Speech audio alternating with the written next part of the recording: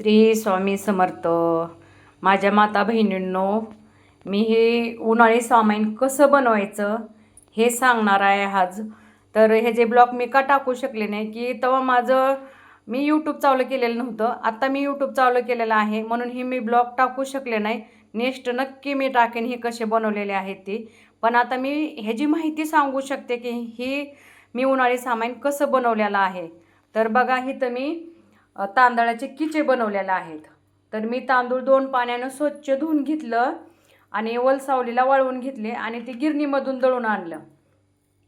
आणि दुसऱ्या दिवशी मी ती चाळून गरम पाण्यात पापडखार टाकला, जिरी टाकली आणि हे पीठ वापरून घेतलं आणि हे जे किचे बनवून घेतले. तर आता मी इथं कुरवडी बनवलेली आहे. तरी गहू मी ही 4 दिवस भिजू घातले होते.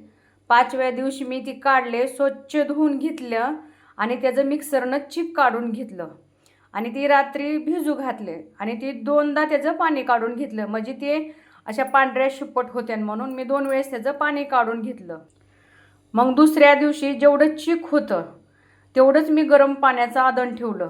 त्याच्यामध्ये फक्त चवीनुसार मीठ टाकलं, दुसरं काहीही टाकलं नाही आणि त्याच्यापासून मी ही कुरवड्या बनवल्या गेलेल्या आहेत. तर आता मी इथं ज्वारीच्या पापड्या बनवल्यात आहेत. तर ज्वारी पण मी 3 दिवस भिजू घातली होती.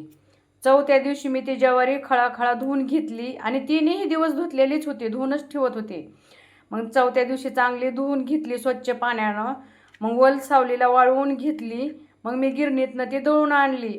जरा असे घबऱ्या दळून आणली आणि त्याचा मी सुपाने पाकडून असा सगळा कोंडा काढला आणि ती रात्री भिजू घातली. आणि दुसऱ्या दिवशी सकाळी जेवढं ह्याचं चीक होतं तेवढंच आदान ठेवलं. ह्याच्यामध्ये फक्त मी काय टाकले की जिरी टाकली, पांढरे तीळ टाकले आणि चवीनुसार मीठ टाकलं आणि हे ज्वारीची पापडी मी बनवलेली आहे. तर आता मी इथं पापड बनवलेले आहेत. तर पापड उडदाची डाळ, मुगाची डाळ आणि पापड खार हे टाकून ही पापड बनवलेले आहे. दुसरं ह्याच्यामध्ये काहीही टाकलेलं नाही. तर बघा, आता मी ही गव्हापासून शेवाळी बनवलेले आहे. तर मी ही गहू सोडून घेतले आणि नंतर गिरणीतनं बारीक असे दळून आणले आणि त्यात मीठ टाकून तिंबून घेतलं आणि शेवाळीच्या मिशननं मी ही शेवाळ्या करून घेतलेल्या आहेत. तुम्ही कसे करता हे मला कमेंट करून सांगा. आता आपण इथं बटाटे चिप्स बनवलेले आहेत. आदल्या दिवशी आपण हे बटाटे स्वच्छ पाण्यानं धुवून घेतले, परत किसून घेतले बटाटे किसणीनं आणि त्रुटीच्या पाण्यात रात्रभर भिजू घातले. सकाळी गरम पाण्याचं आधण ठेवलं, त्याच्यामध्ये चवीनुसार मीठ टाकलं आणि असं अर्ध्या कच्चे असे ती त्याच्यात मध्ये वापून घेतले आणि मग वाळायला टाकले. तर आता आपण इथं सांडगे बनवलेले आहेत.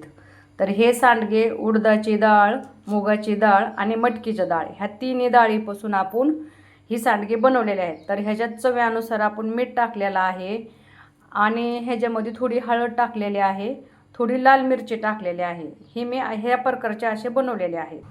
आता मी इथं उपासाची शाबूची पापडी बनवलेली आहे.